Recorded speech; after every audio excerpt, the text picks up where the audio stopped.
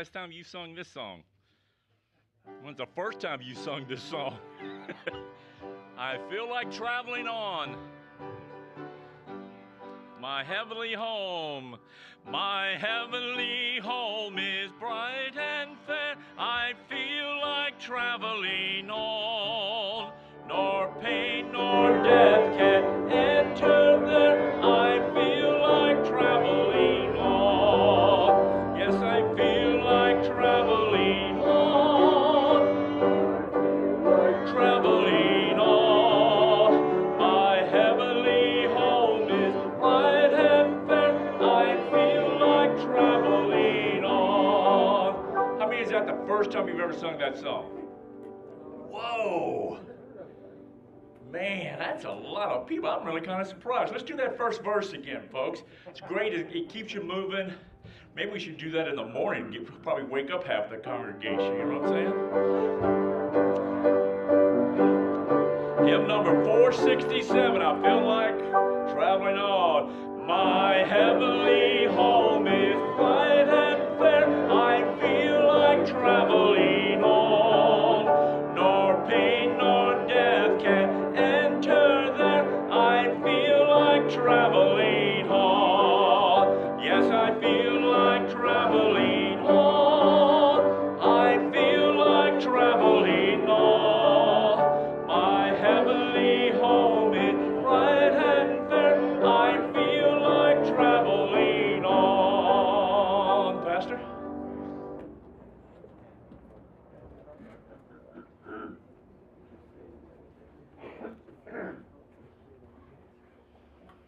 All right, let's go ahead and get started tonight. Let's do a little review from last week, and then we'll catch up. All right, so because we still have half of last week's lesson to finish tonight, so we're all right. We're getting everybody situated, everybody sorted out here. The deaf department told me last week that I put a bunch of stuff up on the screen so Melly didn't have to interpret it. But then I stood between them and the screen. They couldn't read it anyway. So we're making a few changes here tonight. All right, we're going to find out who's on the hot seat tonight, who did their homework, who didn't do their homework. Okay, are you ready for some questions? All right, who created government? God. God created government. What passage in the Bible is the first mention of government? I don't know. Thanks, Timothy. He said, I don't know. Genesis what? Genesis is right. 9, verse 6. Genesis 9:6. Whoso sheddeth man's blood, by man shall his blood be shed. If we want to understand government from the New Testament, what passage do we go to? Romans 13. Thank you. Okay, so Romans 13 gives us explanation of government in the New Testament. What is the job of government according to Romans 13? Raise your taxes. Okay, we got that. All right. Pass laws. What? Healthcare. Okay. Oh, healthcare. No, we're going the wrong direction already here. Yes, sir. Timothy. What's that?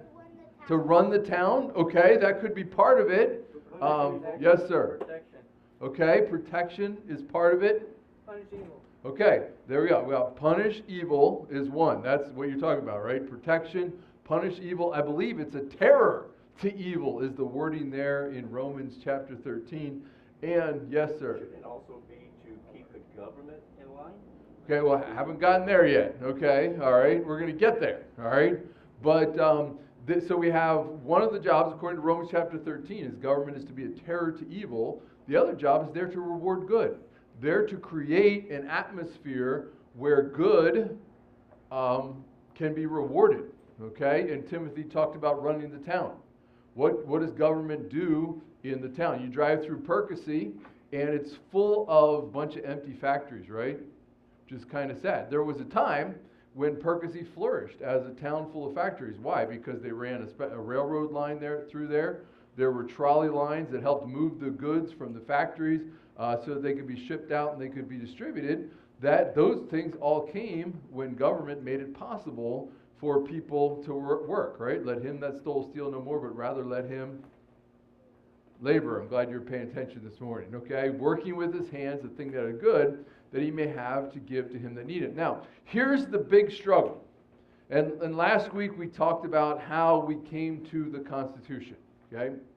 The big struggle was, how is it possible for sinful, corrupt, imperfect man to govern others? Yes, ma'am, you have an answer to that. God's word. Okay? They're going to have to govern with God's word. Okay? The purpose of the Constitution was to put limits on government. It was to put limits on the government, because the founding fathers knew that if you gave absolute power to the government, that would corrupt them. All they had to do was look at George III. George III was the King of England who violated all kinds of English law, and the colonists pointed that out.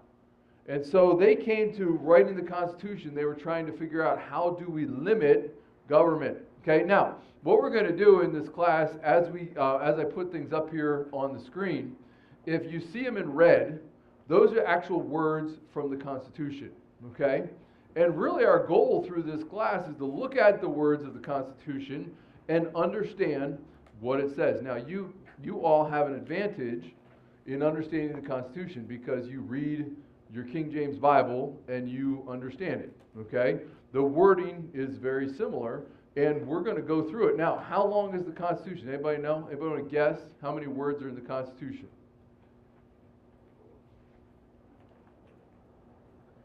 Katie? 12,000. 12,000 words? It's actually less.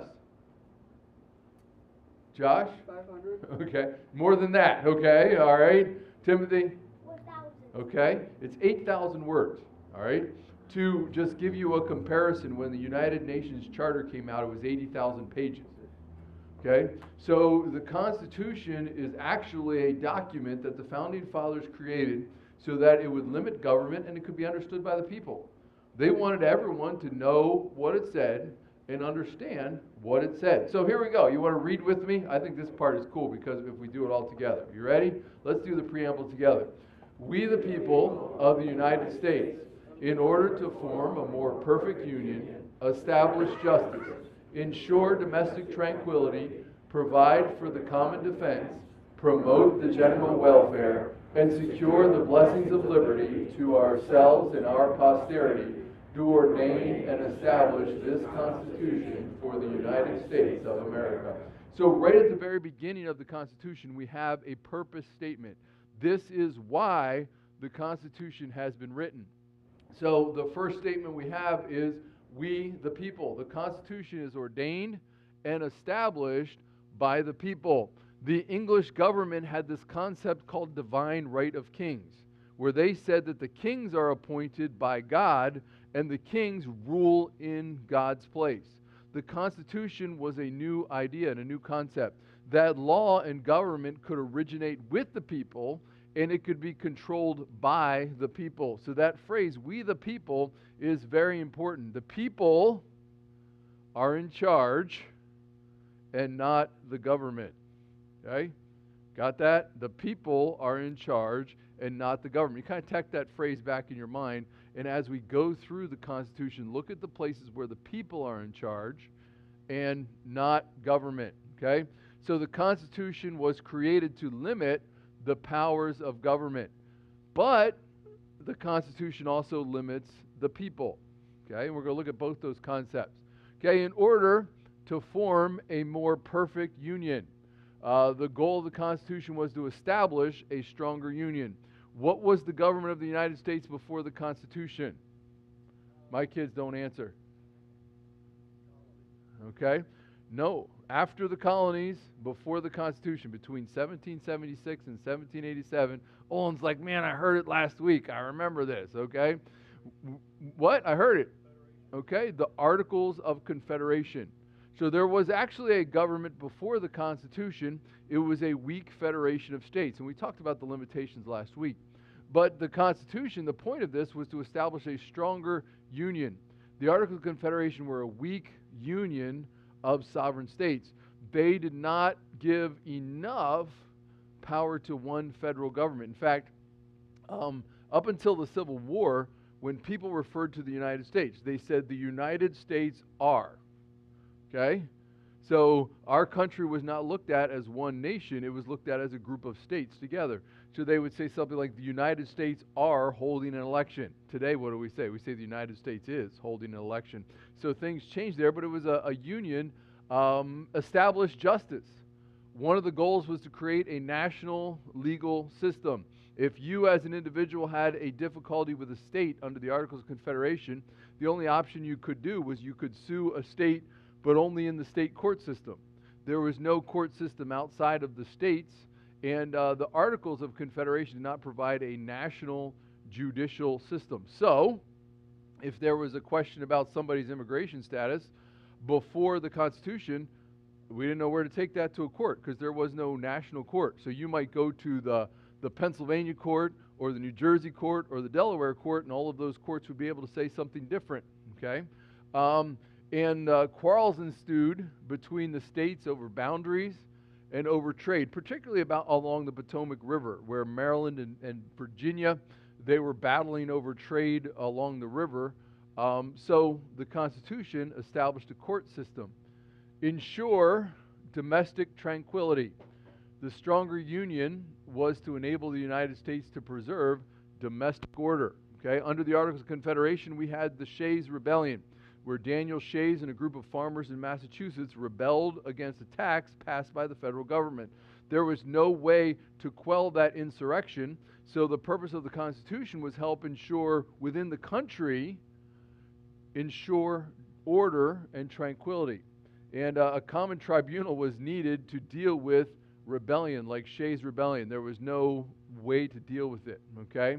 And provide for the common defense. The Constitution established a government that could better protect the nation. By the way, under the Constitution, the first time America's sovereignty was challenged happened in, I believe it was 1799, when France began to challenge the sovereignty of the United States.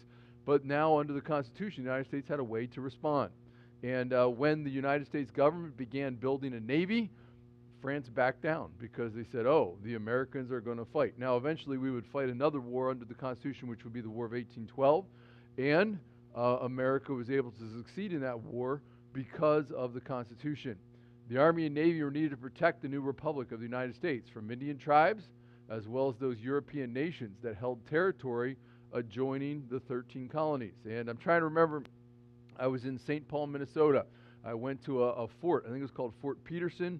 It was right there outside of St. Paul, and it was put there for two reasons. It was there to protect the colonists from the Americans from the Indians coming into American territory, and it was there to keep Americans from going over into Indian territory. And that was under the Northwest Ordinance of 1795. That fort was established. Promote the general welfare, okay? This is not like we think of welfare as free handouts, all right? This clause does not grant Congress any power. It merely is stating a purpose of the Constitution. The clause that gives Congress power to act for the general welfare is in Article 1, Section 8. We're going to get to that, okay? But we should, as Americans, the Constitution promotes everyone equally, not separately or individually, okay? And secure the blessings of liberty to ourselves and our posterity, okay? What's your posterity? Aren't you glad to know that you're Mike Hartley's posterity, Andrew? Okay, all right. It's our children, our grandchildren, our great-grandchildren. It's those that come after us, okay? And the Constitution was to protect the liberty of the people. Do we hear a lot about liberty today? Okay, sure, absolutely. Let's talk about it, all right? What is liberty? You know, they like, this is Pastor Harris, a trick question. Oh, this is my favorite trick question to ask my students. All right. What is liberty? Hey, Wilson, what is liberty? You almost said having the ability to do whatever I want, right? I don't know. He didn't go that far. He said it's my ability to do things within limits. Okay. Ron said it's freedom. Okay. Liberty is not the ability to do whatever I want, okay? When I taught government, we lived 85 miles north of Green Bay. We had a neighbor whose house was broken into. They called the state police, and 2.5 hours later, the state police showed up. Okay? If you wanted to do whatever you wanted to do, you moved to northern Wisconsin, okay? Because nobody's going to mess around with you, especially when it's 20 below for an entire week. So what is liberty? It's not the ability to do whatever I want. How many of you want to see me punch Olin in the nose? Okay, all right. Now, in a democracy, it would be very simple, right? In a democracy, we just raise our hand and we take a vote. And, if you all want me to punch Olin in the nose in democracy, that's okay, right? But that's not what liberty is, okay? Liberty is the ability to make choices. We need to understand. I know that there are people that are picking on America and talking about what an awful nation we have. There has never been a nation where you've had more choices, okay? Where you have more opportunities to go and work, more avenues to pursue, more schools to go to. Okay, you think about it, we as Americans are almost totally overwhelmed with choices. How do you choose the clothes that you're going to put on? I know you guys, it's really simple, just whatever's on the end. If you're like me, just whatever's on the end, I just put it on and I go, okay? But, we have closets full of clothes. Those are choices that we have to make, right? We have, it's interesting here in this area. When I lived 85 miles north of Green Bay, there was one hospital to go to, okay? And that was a half hour away. How many hospitals are within a half hour of this place? They're all over, right? Okay, in fact, we could probably come up with about 10 hospitals within 20 miles of where we're standing right here, okay? That's the ability to make choices. I can go out and I can make choices. When we talk to children in schools, what do we say? What do you want to be when you grow up? Here are the different opportunities that you have, the different things that you can pursue. That's what liberty is. Liberty is the power, is the ability to make choices. But with choices comes what? Consequences. If you all, authorize me to punch Olin in the nose, guess who would be owning Bible Baptist Church pretty quick, right? Olin would be like, oh, I know how much the church has in their funds. I'm going to sue the church for everything that they're worth, okay? And all he needs is a judge to agree with him, and boom, congratulations, Olin. All right, you can have all the responsibility, okay? And with choices comes consequences, and we need to remember that. Today, we talk about, as Americans, we have freedom to do whatever we want. Nobody talks about consequences, right? But with choices comes consequences. The founding fathers, when they founded our country, they wanted the people to have choices. That was the point. The choice to pursue a job, the choice to pursue an education, the choice to be able to move wherever you wanted to do. It wasn't just, I'm going to do whatever I want to do. There was restrictions on human nature. So, anybody have a question about the preamble before we move on to the next section?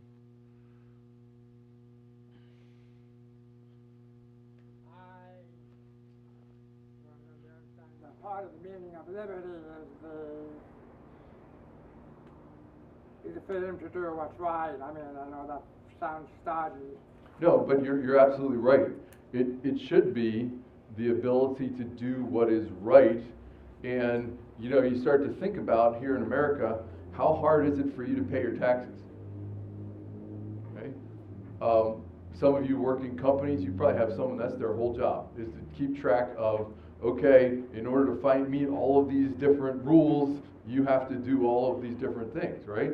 That's really not the choice to do what's right. That's, I've got to try and figure out what's right and what's wrong. It shouldn't be hard, right? Liberty should be the ability to do what's right, and it should be easy in America. Okay, so where do our laws originate? Okay, yes, sir. Okay, good job. You guys can open your Bibles to Exodus 20, because we're going to talk about laws tonight. All right, Exodus 20. Okay, and David, you came prepared, right? All right, David showed me before he came. He's got all of the 10 Commandments written down on a piece of paper. So that's good, all right? He came ready to go, okay? Who is the great lawgiver? Okay, Thank you for saying God. Now, if you go to the chamber of the House of Representatives, there are 23 pictures on the wall. I guess the word bust is the way it's in marble on the wall. And there are 22 of the great lawgivers in history, and they're all looking to one in the middle. Moses is in the middle. It's the one that they're all looking at, okay? And it's easy, I know, it's easy for us to say, well, Moses is the great lawgiver. Who gave the law to Moses? God did. That's where we're kind of going today with this, okay? Here you go. Do you know the 10 Commandments? What's number 1? We got to send you back to adult Bible study or Sunday school here, okay? All right. What's number 1? Commandment number 1. And God spake all of these things, saying, I am the Lord thy God, which have brought thee out of the land of Egypt, out of the house of bondage. You with me? I'm in Exodus chapter 20. That was verse 1 and verse 2. And then what did God say? Commandment number 1. Thou shalt have no other gods before me. Okay, so commandment number 1, thou shalt have no other gods before me. Do you know commandment number 2? David. Thou shalt not make unto me a graven image. Okay, great job. Thou shalt not make unto thee any graven image or any likeness of anything that is in heaven above, or that is in the earth beneath, or that is in the water under the earth. Good, okay? Thou shalt not bow down thyself to them, nor serve them. For I, the Lord thy God, am a jealous God, visiting the iniquity of the fathers upon the children unto the 3rd and 4th generation of them that hate me. Okay, how about commandment number 3? Hey, you kids, give the adults a chance here, all right? Jim. Not take the name of the Lord thy God in vain. Okay, there we go. Verse 7 is where we're at, right? Thou shalt not take the name of the Lord thy God in vain, for the Lord will not hold him guiltless that taketh his name in vain. All right, are you ready for the next one, everybody? Commandment number 4. Can we say it together? Remember the Sabbath day to keep it holy, okay? And he gives you a reason, right? 6 days shalt thou labor and do all thy work, but the 7th day is Sabbath of the Lord thy God. In it thou shalt not do any work, thou nor thy son, nor thy daughter, nor thy manservant, nor thy maidservant, nor thy cattle, nor the stranger that is within thy gates. Now, let me ask you this question. Can you summarize the first 4 commandments? Yes. Ron? We're all directed to God and our responsibility to him. Okay. Next one is section deals But don't go there yet, okay? All right, because we're going to see if someone can summarize it. So how would we summarize? You say you're right. It's directed towards God and our attitude towards him. How could you put it in one sentence? Love the Lord your God with all your heart, soul, and mind. Okay, there you go. Love the Lord your God with all your heart, soul, and mind. Now that was in the New Testament, right? Someone told me last week that the 10 Commandments weren't in the New Testament. Okay, but Pastor A, yeah, that's what kind of we're show respect to God, put God first, let God be in charge. Okay, we got a summary there of the first 4 commandments. Okay, now can you help me with the next 6? What is commandment number 5? Children, this is your turn. Go ahead. love thy neighbor. All right, okay, good. Honor thy father and thy mother, that thy days may be long upon the land which the Lord thy God giveth thee. Okay, good job. Commandment 6. Okay, thou shalt not kill. Notice I put up there murder, because some people will, wait a minute, Genesis 9:6, God said, whoso sheddeth man's blood, by man shall his blood be shed. And then they come to Genesis here in Exodus 20, thou shalt not kill. They say, wait a minute, when was God wrong? Okay, God is not wrong. Okay, in Genesis 9:6, he gave the capital punishment to government. Okay, here in Exodus 20, this is a command to mankind that we're not going to murder, okay? Because later on, God commanded his people, when you're attacked, this is how you're going to defend yourself. When you go into the land, this is what you're going to go in and you're going to wipe out all of these different nations, okay? So this is referring to murder. Thou shalt not murder. What's commandment number 7? Okay? Thou shalt not commit adultery. Number 8. Thou shalt not steal. Thou shalt not steal. Number 9. Thou shalt not bear false witness against thy neighbor. Okay, thou shalt not bear false witness against thy neighbor. And then in verse 17, we have, thou shalt not covet, and we go on here, right? Thy neighbor's house, thou shalt not covet thy neighbor's wife, nor his manservant, nor his maidservant, nor his ox, nor his ass, nor anything that is thy neighbor's. Okay? So, can we summarize those? Wilson? Us and others and others. Okay? Give me a sentence. He's thinking this through. Love your neighbors. Okay, he said love your neighbor, all right? Treat people with respect.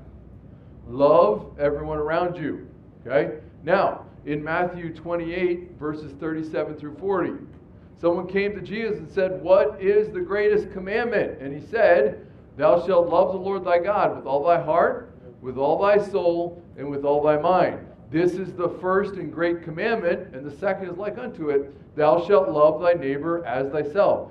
On these two commandments hang all the law and the prophets. Isn't that nice? Jesus summarized all the 10 commandments for us. Okay? Said it's very simple. Love the Lord your God with your heart, your soul, and your mind, and love your neighbor as yourself. Okay? Now, here's something for you to think about. If everyone did that, government's role would be very easy, right? When we lived in northern Wisconsin, guess what? I told my students this, you can go out and you can do whatever you want. You want to drive down the road at 90 miles an hour? There's no police cars to stop you. Okay? You could pretty much do whatever you want. You just had to remember that every person in northern Wisconsin had a gun in their house. Okay? But in order to have an ordered society, what do people have to do? Fight for it. Okay? Not fight for it, follow the law. People have to choose to govern themselves. Our constitutional system will fall apart if people do not choose to govern themselves. Okay? Why? Because there's 333 million of us, right? And if we're not choosing to govern ourselves, there is no way that government can protect you and that government can take care of you. Okay? Understand, who is the number one governor in your life? Take your finger and point it at yourself. Okay? You are the number one governor in your life. You need to choose to bring yourself under control. And God gave us those commands, right? Love God. Love your neighbor as yourself. And those commands pretty much summarize the need for law in mankind. Okay? Now, as we get back to the Constitution, Article 1 of the Constitution gives us the information on the legislative branch. Okay? And Article 1 is going to help us say, how do we, as Americans, get our laws? Okay? So Article 1, Section 1 says, all legislative powers herein granted shall be vested in a Congress of the United States, which shall consist of a Senate and a House of Representatives. Okay, so there's the Capitol building. Okay, on the one side of the Capitol building is where the Senate meets. On the other side of the Capitol building is where the House of Representatives meets. Okay, all of our laws, according to the Constitution, have to originate in that building. Understand here, when I talk about the Constitution, I'm talking about the federal laws, okay? I'm not talking about Harrisburg. I'm not talking about East Rock Hill, West Rock Hill, Richland Township, all right? I'm talking about laws at the federal level, okay? So, we've got the House of Representatives. Let's read about the House of Representatives. The House of Representatives shall be composed of members chosen every second year by the people of the several states. And the electors in each state shall have the qualifications requisite for electors of the most numerous branch of the state legislature. Simple, right? Okay, so you're like, okay, what does that mean? Let's talk about what that means, okay? So, members of the House of Representatives are elected every 2 years. Do you know who your representative is? Okay, it's pictures up there. At least if you live where I live in Percy, Brian Fitzpatrick is our representative. Did we just elect him? Yeah. When you were voting for him, weren't you like thinking, man, I just voted for this guy before? That's design, okay? The guys at the House of Representatives are being reelected every 2 years. I'm glad you're not voting on who's your pastor every 2 years, okay? All right, that might not go good for me, okay? So we as Americans can change the House of Representatives every 2 years, okay? We can vote whoever's there. We don't like them, we vote them out. We can have a totally new House of Representatives, okay? Now, normally the House of Representatives changes less than 10% every 2 years, okay? That's a problem. Can you imagine if all of a sudden everybody in the House of Representatives is brand new? That would send a serious message to Congress of who is in charge, that we the people are in charge and not them that are in charge, okay? So the qualifications for those voting is determined by the 15th, 24th, and 26th Amendments. I know in that article it talks about whatever your qualification is in your state, that's the qualification for voting. Those things were cleared up in the 15th, the 24th, and the 26th Amendment, okay? And hopefully we'll get there and learn about those, all right? So, qualifications. No person shall be a representative who shall not have attained to the age of 25 years and been 7 years a citizen of the United States, and who shall not, when elected, be an inhabitant of that state in which he shall be chosen, okay? So, in order to be a member of the House of Representatives, you have to be at least 25 years old. Is there anybody in here who's not old enough to be in the House of Representatives? Raise your hand. Okay, a couple of you. All right, okay. Sorry. All right, okay, good try. All right. There is no office in the federal government that you are too young to hold, okay? Okay. Now, you are pushing it when we talk about the Supreme Court because they're in there for a term of good behavior. So, all right. Must be a citizen of the United States for 7 years and must be an inhabitant of the state that they are chosen from. Now, you notice, Brian Fitzpatrick, does he have to live right here in our area?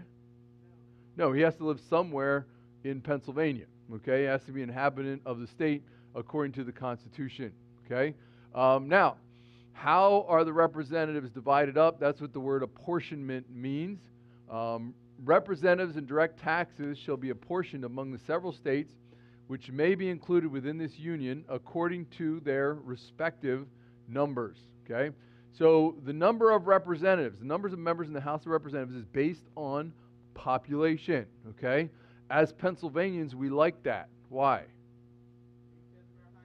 We got lots of people, okay? When I lived in Wisconsin, we didn't like that, all right? Because we didn't have a lot of people. In fact, we had 1/4, 25% of the population of Pennsylvania, okay?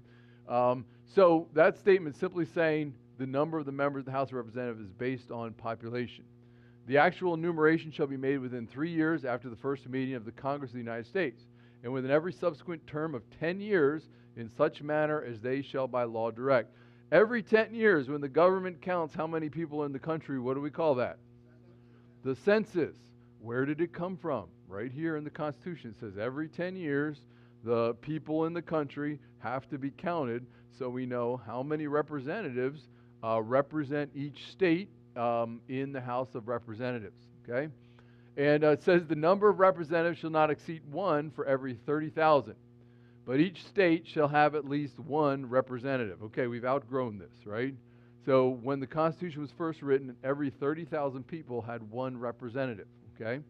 And every state is guaranteed at least how many representatives? 1 representative. So Wyoming has 1 representative, okay?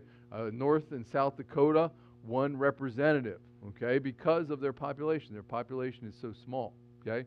So each state must have at least 1 representative. Congress has limited the membership of the House of Representatives to 435 since 1913, okay? What would have happened if we stayed with 1 representative for every 30,000 people? Is that our number? 2,500? Okay, and Mike's giving us a number. How can you conduct business with 2,500 people? Would be almost impossible, okay?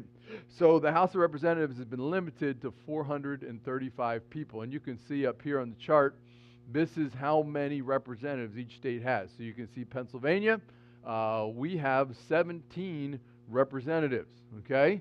That's a lot of representatives representing Pennsylvania. You can see Wisconsin, they only have 7, okay? And you can see Vermont is 1, Wyoming is 1, North Dakota 1, South Dakota 1, okay? So who has the most power in the House of Representatives? California, okay? California has 53 members in the House of Representatives, okay? And it's neat, you can see the dark blue states are the ones that gained 2 seats in the House of Representatives. The light blue states are ones that gained 1 seat in the House of Representatives. The light green are ones that lost 1 state, and then dark green would be those that lost 2 seats in the House of Representatives. So you can kind of see how the population in America is moving, okay? If you live in the Northeast, yikes, all right? People are moving out of this area, and where are they going? Florida and Texas. I don't have to tell you any of this news, right? Okay? That's where everybody's going. I'm surprised Tennessee didn't gain some in this one, but North Carolina, another place where people are going, Arizona, Oregon, Montana, people are moving in those directions, okay? So, next is what happens. Vacancies in the House. Y'all looking at that picture like, who is that guy and why is he on here? Okay? Okay, we'll get to him. We'll get to him, all right?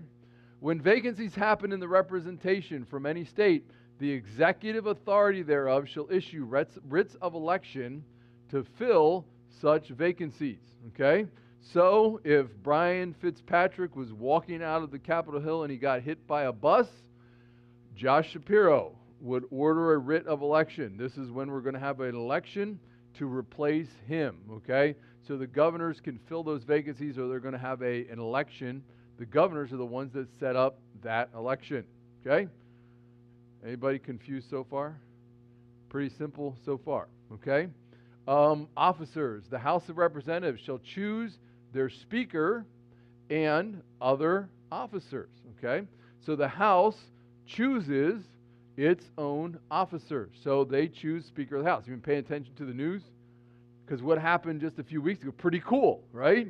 Okay? At least if you're into government like me, it's pretty cool when something weird happens, all right? Kevin McCarthy it's his picture up there. He was nominated by the Republicans to be the Speaker of the House.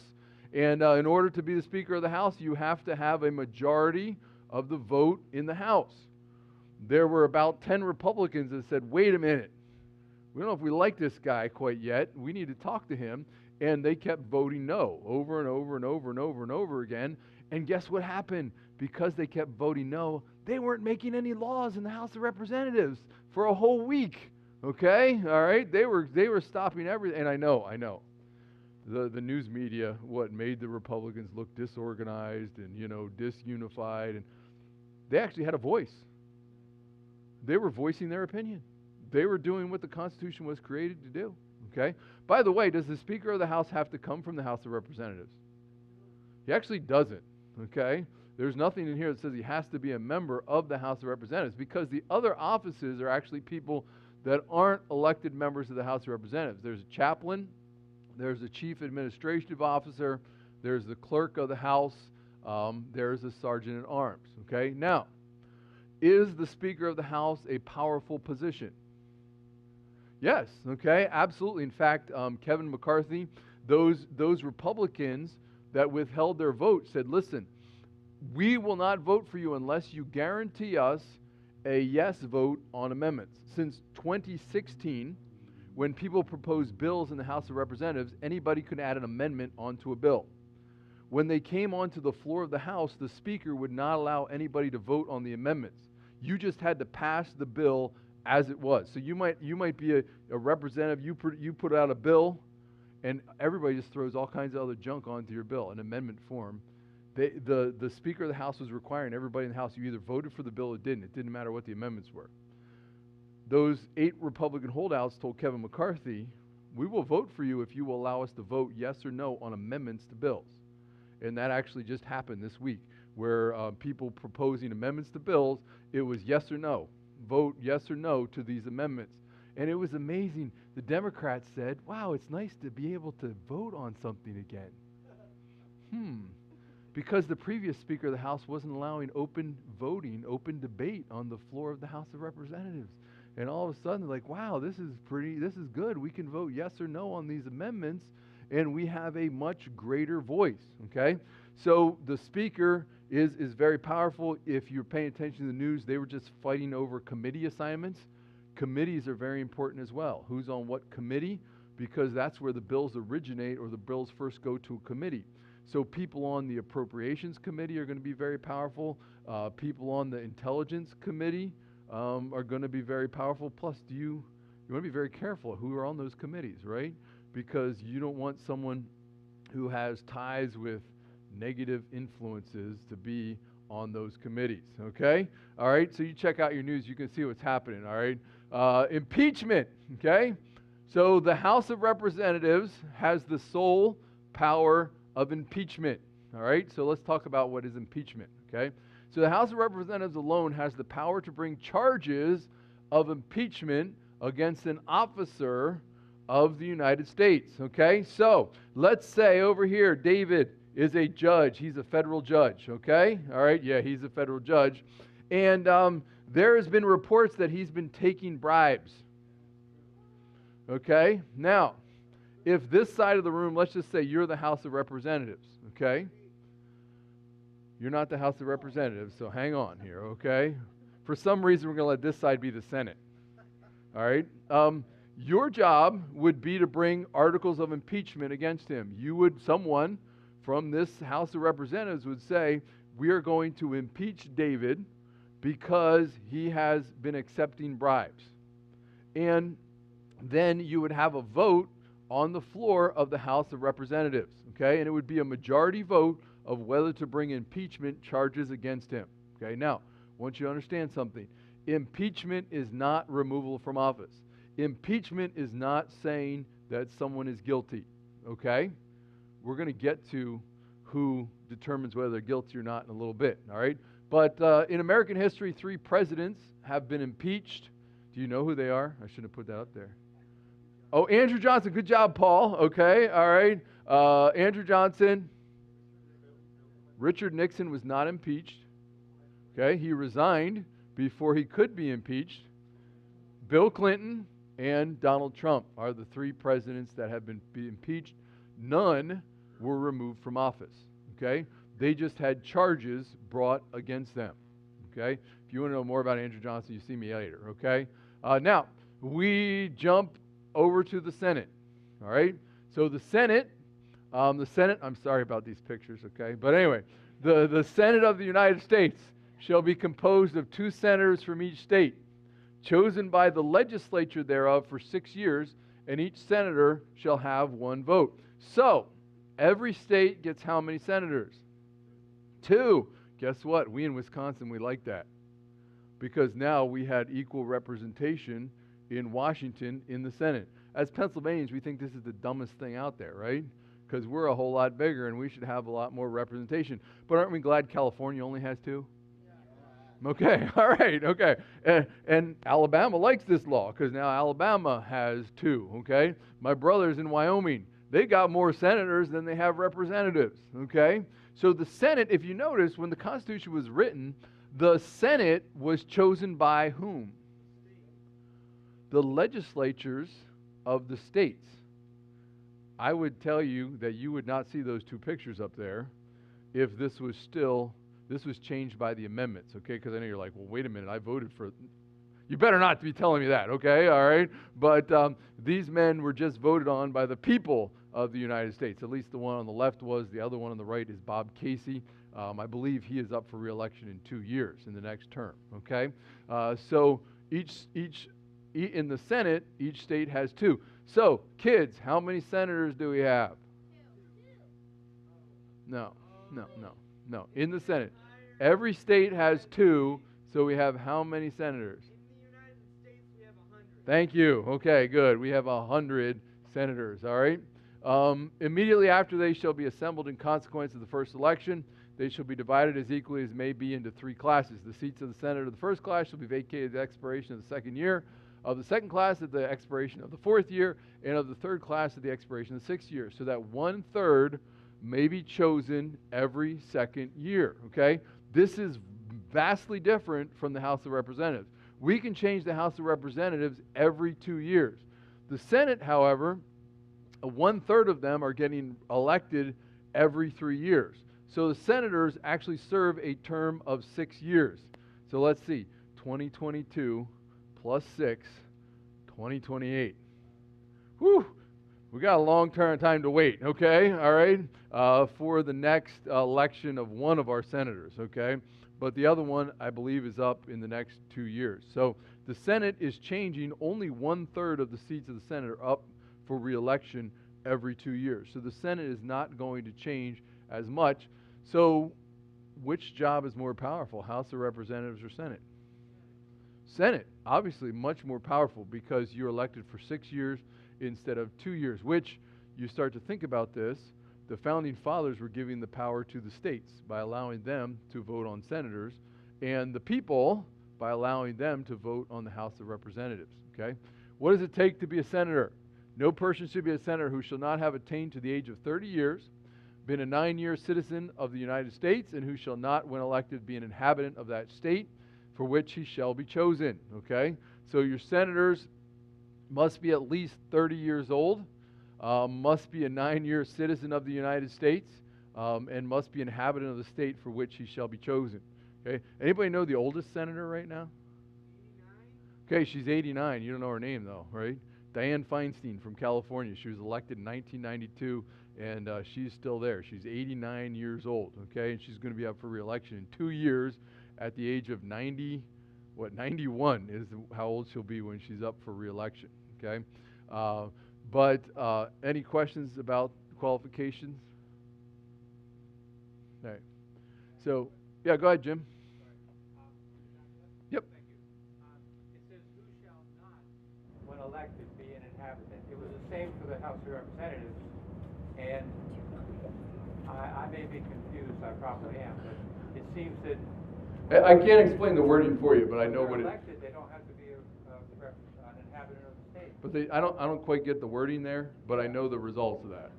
Okay, why they worded it that way, I'm not positive on that, but it does mean be an inhabitant of their state. Okay. So I'll have to look at that and see if I come up with a reason. But that is, you do have to be an inhabitant of the state. Okay.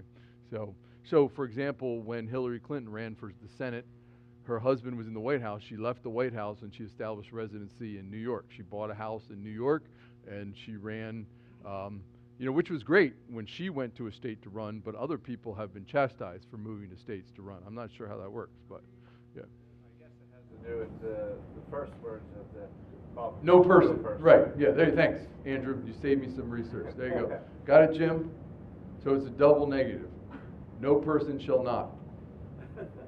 Got it. Okay, Andrew saved us. Good job, all right? You are not on the hot seat tonight, okay? You're on the special teacher seat or something, all right? The Vice President of the United States shall be President of the Senate, but shall have no vote unless they be equally divided, okay? So the senators don't vote on their president. The President of the Senate is the Vice President, okay? And the Vice President only votes if they're in case of a tie. The Senate shall choose their other officers and also a president pro tempore. In the absence of the vice president or when he shall exercise the office of the President of the United States. So the Senate does elect the president pro tem. That's who's pictured up there. Okay, that's Patty Murray. She is the senior Democrat in the Senate right now. Normally the president pro tempore goes to whoever is the senior member of the ruling party in the Senate. I know you just said, well, wait a minute. Dianne Feinstein's 89 years old. Shouldn't she be the president pro tempore? Yes, but she asked not to be the president pro tempore because people were questioning her mental acuity at the age of 89. She didn't want to make that an issue. So as a result, the president pro tempore position fell to Patty Murray, who is currently 72 years old, who also was elected in 1992. She's from the state of Washington. And so she would fill the speaker seat whenever the vice president is not there. Okay? Does that make sense to you? All right. And the vice president serves as the president of the Senate. the president pro tempore serves in absence of the vice president.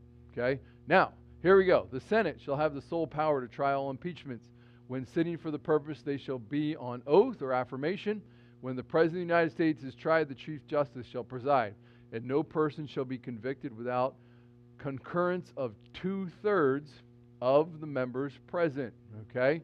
So, we go back to David's case. Okay? He's a federal judge. He's been accused of bribery.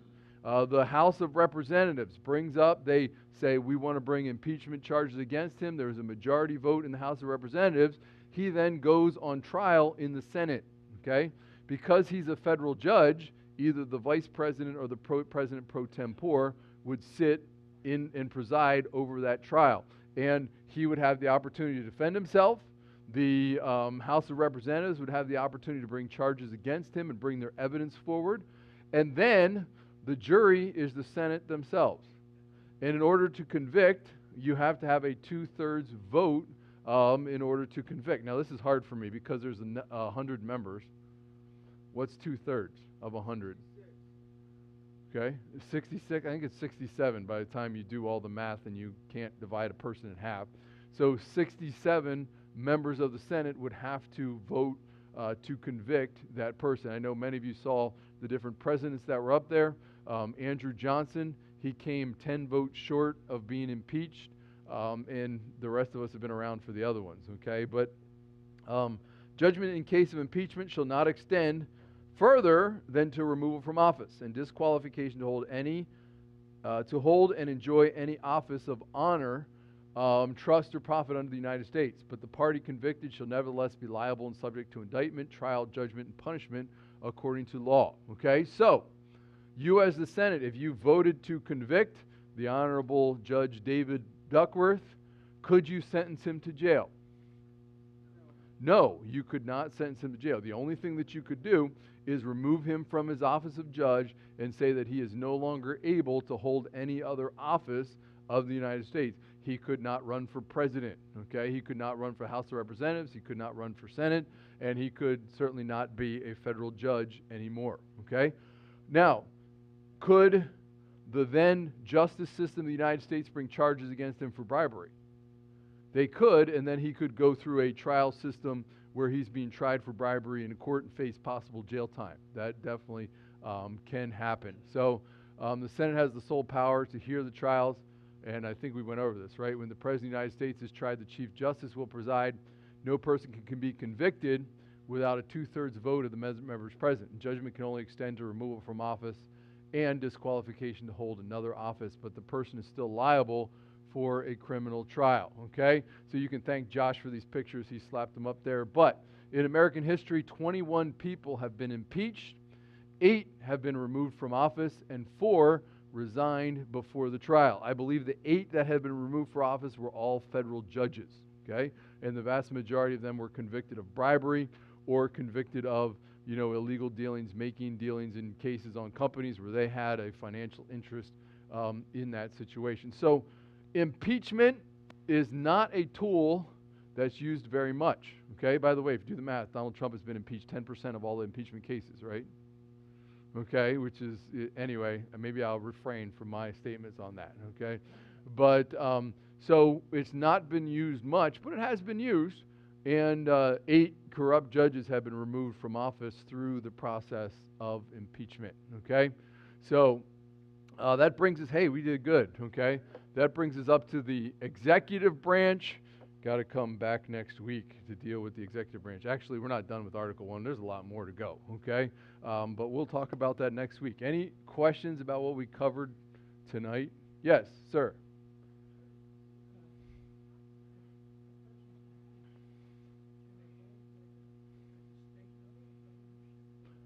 The impeachment only applies to a federal level. It does not apply to the state level. However, a state could pass a law saying that someone impeached at the federal level cannot hold a state office. But the Constitution only applies to the federal level. Okay.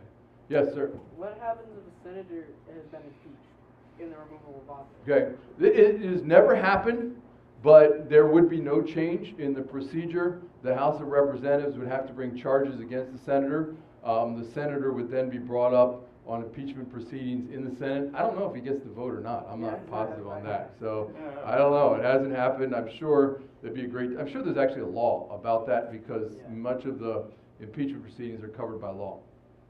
Jeff? Andrew Johnson, he was after President Lincoln, right? Yes. I never heard about his impeachment, so can you tell me what that was about? So I told my students Andrew Johnson was the most unfortunate president ever.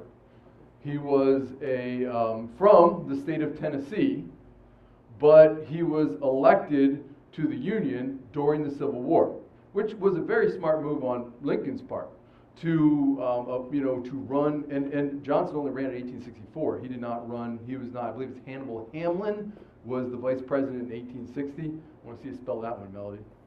Okay, all right. So this dude was hated by everybody because the Confederates in the South didn't like him because he was part of the Union government, okay? And the Northerners didn't like him because why is Lincoln picking a Confederate vice president? So on April 14th of 1865, Lincoln is assassinated.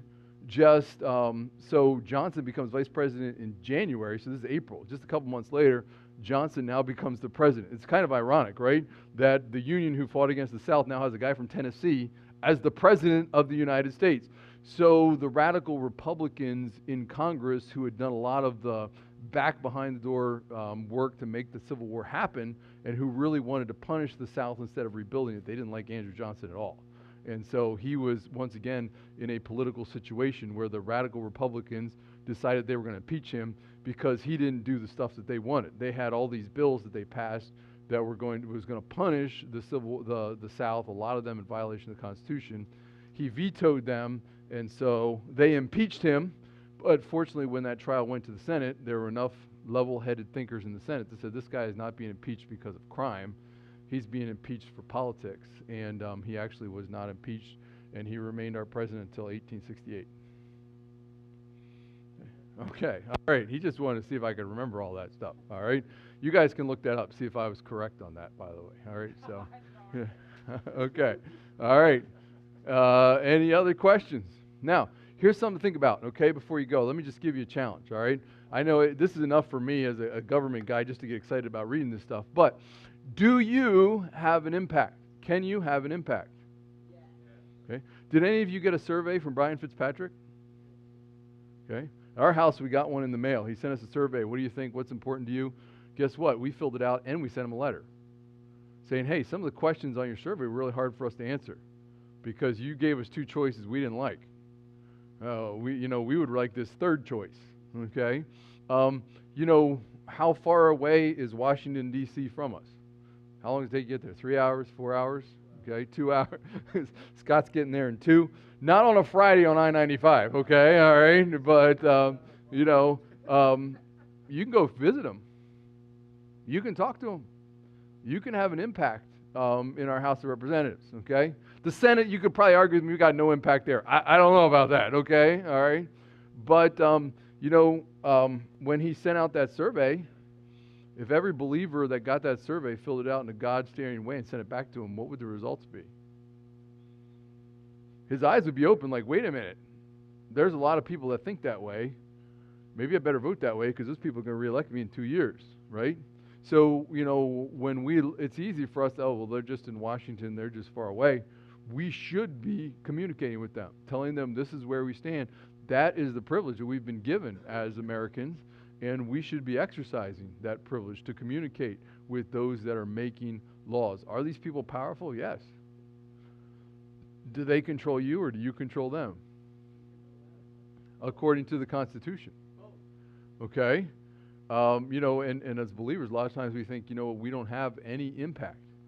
But really, we don't have any impact. You're right. If we just keep quiet, don't say anything, and don't do anything. But, they're forced to answer you. And, when I write to Brian Fitzpatrick, I make sure give him my address. Because then he looks, this guy is in my district. This guy is going to influence people to vote for me. Maybe I'll pay attention to this guy. Okay? I didn't get the same results from Fetterman when I wrote to him. But anyway, that doesn't mean we should stop. Okay? And we should be part of the voice that's out there and voicing our opinion as believers. And if we see something that they're doing that doesn't agree with the Constitution, we should point it out to them and let them know this is not right what you're doing. Okay? Yeah, Jesse. Is that the ones that are there or the ones that hold the office? Okay, is that this right here?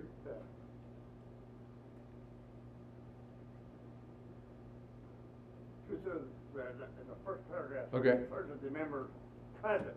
Is that the ones in the golf course or the ones that's in the office? Right. So yeah, it's the members that are there. Present. They have to be present. Yeah. So and that's that's the job of the sergeant at arms. Sometimes if you to get a quorum, but here it's saying it's whoever's there becomes the quorum for the impeachment trial. There's a lot of that because a lot of them instead of coming up and representing the people that are representing them, they just stay on the golf course and don't come in and do the job that they're elected to do. When Donald Trump was impeached, they were all there. But not a lot of them are not there. I understand what you're saying. That we'll deal with that and how a bill becomes a law. That a lot of times our representatives aren't there, and many times they're not there because they don't want their yes or no vote to be published. They don't want to make a stand. Right. They don't want to. Okay, I know this bill is already passed. I don't want to vote. I don't want my vote to be against it, so I'm not going to be there. And we should hold our feet to the fire for that too. Like, where were you? Why weren't you there? Okay. And that's what we should be doing is encouraging them to be there and not be absent, right? All right. Yeah, Ron. The other way they can do it to not give themselves away as their position is they can be present but then abstain from Right. voting. Yeah. So they can abstain from voting, but in an impeachment case, there would still have to be 2/3 of those present, even if somebody abstained from that voting. So, yeah. So there's all kinds of tricks that we're probably not necessarily going to get into because the Constitution is covering the principle. Jr. Why is Pennsylvania a commonwealth and not a state? Okay, I don't have an answer for you right now. It has something to do with the charter, but if you look at the seal, it says the seal of the state of Pennsylvania. That's coming out of Harrisburg. So, but I know a lot of people. There's 6 commonwealths, and it has to do with the way that they are chartered, which is slightly different than the way all of the states are chartered. But under the Constitution, we're still considered a state, and our state seal still says the state of Pennsylvania. So, but it's just a little bit different in the way that the state was created. All right, let's pray, then we'll be dismissed. Lord, we thank you and praise you for the ability that you have given us to make choices. We ask that you would help us as Christians to make choices that have an impact, that make a difference in our country. Lord, we thank you for the voice that you've given to us, where we can affect our state, our House of Representatives. We can affect our Senate. We thank you for the opportunity we have to go to Washington, to meet with our representatives, to meet with our senators. And we ask that you would give us the courage, give us the voice, give us the opportunity to go and talk to these men so that we can impact them in a biblical direction. In Jesus' name we pray, amen. You are dismissed.